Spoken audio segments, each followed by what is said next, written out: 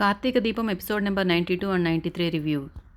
దీప ఇంట్లో నుండి వెళ్ళిపోయిందని తెలిసిన అందరూ వెతకడానికి ప్రయత్నిస్తూ ఉంటారు. కార్తీక్ కూడా అదే ప్రయత్నంలో బయట తిరుగుతూ ఉంటాడు. అప్పుడు జ్యోత్స్నకి వాళ్ళ గ్రానీ చెప్తుందనమాట, నువ్వు వెళ్ళి కార్తీక్ నడు, కార్తీక్ తప్పకుండా తెలిసి ఉంటుంది దీప ఎక్కడ అనేసి అని. అప్పుడు జ్యోత్స్న వీళ్ళ ఇంటికి వస్తుందనమాట. ఆ లోపల కాంచన వాళ్ళ భర్త ఇద్దరు ఏదో మాట్లాడుకుంటూ ఉంటారు. ఏంటి అత్త నన్ను ఇంట్లో పిలవరా, ఏదో మాట్లాడుకుంటూనే ఉన్నారు, నేను వచ్చాక కూడా అంటుంది. రాకూడలా, నిన్ను పిలిచేదేంటి, ఇది నీ ఇల్లే అని లోపలికి రమ్మంటారు. అప్పుడు వచ్చేసి బావ ఎక్కడా అని అడుగుతుంది. బావ ఏంటో నీకే తెలియాలి, మాకంటే కూడా నీతోనే ఎక్కువ గడుపుతున్నాడు కదా ఈ మధ్యన అంటారు. ఇంతలో వస్తాడనమాట కార్తీక్ అక్కడికి. ఎక్కడికి వెళ్ళావు బావా అంటే, నేను హాస్పిటల్ నుండి వస్తున్నాను అంటాడు. హాస్పిటల్కి ఎందుకు వెళ్ళావురా అని వాళ్ళ అమ్మ అడుగుతుంది. అదే అమ్మ, దీప కూతురు సౌర్యకి బాగలేకపోతే అక్కడ చేర్పించారు. ఇప్పుడు దీప కనిపించట్లేదని పొద్దున్నే మామయ్య ఫోన్ చేస్తే నేను అక్కడ హాస్పిటల్లో ఉందేమో అని వెళ్ళాను. నేను వెళ్ళి చూసేసరికి హాస్పిటల్లో నుండి కూడా వెళ్ళిపోయింది, ఎవరికి చెప్పకుండా వెళ్ళిపోయింది పాపని తీసుకుని అని చెప్తూ ఉంటాడు. కానీ ఏమంటుంది, దీప ఎవరికి చెప్పినా చెప్పకపోయినా నీకు చెప్తుంది కదా బావా, అందులోనూ సౌర్య నీకు చాలా క్లోజు, నీ బెస్ట్ ఫ్రెండ్ కూడా కదా, నీకు చెప్పకుండా ఎలా వెళ్తుంది, నీకు తెలిసే ఉంటుంది అంటుంది. సౌర్యను చూడడానికి నిన్ను హాస్పిటల్కి రమ్మని ఫోన్ చేసిన దీప నీకు చెప్పకుండా వెళ్ళిపోతుందా, నీకు చెప్పే ఉంటుంది కదా బావా అని ఏదో ఒకటి ఆరా తీయడానికి గుచ్చి అడుగుతూనే ఉంటుంది. పాపం కార్తీక్ మాత్రం ఏమి చెప్పలేకుండా సైలెంట్గా నిలబడతాడు. అక్కడ ఏం జరిగిందో నాకు తెలుసు బావా అని మనసులో అనుకుంటుంది. ఒకవేళ నీకు దీప జాడ తెలిస్తే మాకు తప్పకుండా ఇన్ఫామ్ చేయి బావా, ఎందుకంటే దీప మా ఇంట్లో ఉంటుంది కాబట్టి అని నీకు తెలుసు అన్నట్టు ఏదో ఒకటి నింద వేయాలని కార్తీక్ మీద అలా గుచ్చి మాట్లాడుతుంది జ్యోత్స్న. కార్తీక్, నిన్ను నా కోసం రమ్మని చెప్పాను కదా, నన్ను వదిలిపెట్టి వెళ్ళొద్దని చెప్పాను కదా, ఎందుకు రాలేదు నువ్వు నా కోసం అనేసి శౌర్య గట్టిగా అడుగుతూ ఉంటుంది. అప్పుడు దీప విని ఏంటి కార్తీక్ వచ్చేసాడా ఇక్కడికి అనేసి పరిగెత్తుకుంటూ వచ్చి చూస్తుందనమాట. అప్పుడు శౌర్య గోడ మీద కార్తీక్ అని పేరు రాసి ఆ పేరుతో మాట్లాడుతూ ఉంటుంది. నన్ను ఇంకెక్కడికి నువ్వు తీసుకెళ్ళవా, నాకు ఐస్ క్రీమ్ కొనిపెట్టవా, కిటికీ కారులో తీసుకెళ్ళవా అని పాపం చాలా దీనంగా అడుగుతూ ఉంటుంది ఆ పేరుని.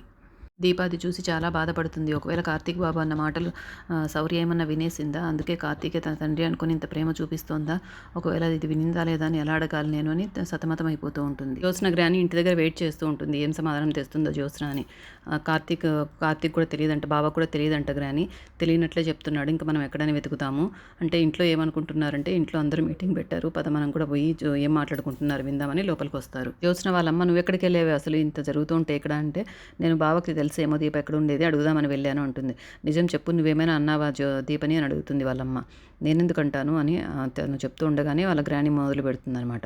ఎప్పుడు దీపని వెనకాల వేసుకొచ్చి మనవరాల్ని తిడతావా నువ్వు అనేసి సుమిత్ర మీద విరుచుకుపడుతుంది. ఇంతసేపు దీప గురించి ఆలోచించడం తప్ప మన ఇంటి ఆడపిల్ల గురించి మాట్లాడారా మీరు, మొన్ననే కదా మాట్లాడాలనుకున్నాం పెళ్లి గురించి, వెంటనే మీరు వెళ్ళి ముహూర్తాల గురించి మాట్లాడండి అని చెప్తుంది. ఆ పెద్ద ఆయన కూడా ఒప్పుకుంటారనమాట. ఈరోజు పెళ్లి మాటలు మాట్లాడతామని వాళ్ళు చెప్పడంతో సరేనని పారిజాతం ఖుషి అయిపోతుందనమాట. ఏమండి, నేను చెప్పింది ఇంతకాలానికి మీరు వెంటనే విన్నారు కదా, నాకు ఏదైనా హారం కొంటారా, నా నెక్లెస్ కొంటారా అని అడుగుతుంది. కొంటాను తప్పకుండా అంటాడు ఆయన. సంతోషపడిపోతుందనమాట. కానీ నీకు కాదు, నా మనవరాలికి కొంటాను అంటాడు. కంగు తింటుంది. మిత్ర దశరథ్ గారు పెళ్లి గురించి మాట్లాడడానికి కాంచన వాళ్ళ ఇంటికి వస్తారు. అప్పుడు దీప గురించి కూడా మాట్లాడుకుని వాళ్ళు చాలా బాధపడతారు. ఇలా చెప్పకుండా వెళ్ళిపోయింది, తన జీవితానికి నేనేమి చేయలేకపోయాను అని సుమిత్ర చాలా బాధపడుతుంది. ఆ తర్వాత వచ్చిన విషయం చెప్తారనమాట. తొందరగా ముహూర్తాలు పెట్టుకుందాము అనేసి మాట్లాడుకుని వెళ్ళిపోతారు. దీప కోసం కార్తీక్ వెతుకుతూ ఉంటాడు కారులో. ఆ తర్వాత జ్యోత్స్న వాళ్ళ గ్రాని కూడా మన కళ్ళ ముందర ఉంటేనే నీ పెళ్లి సవ్యంగా జరుగుతుంది, లేకపోతే ఏం చేస్తుందో దూరంగా ఉంటేనేసి మనం కూడా వెతుకుదాం పదని వాళ్ళు కూడా వెతకడానికి పోతారు. కార్తీక్ని ఫాలో అవుతూ పోతారు వాళ్ళు. జ్యోత్స్న తనని ఫాలో అవుతుందని కనిపెట్టి కార్తీక్ కారాపి అడుగుతాడనమాట. ఎందుకు జ్యోత్స్న నన్ను ఫాలో అవుతున్నారంటే, నువ్వు ఎక్కడికి పోతున్నావు బావా అని అడుగుతుంది.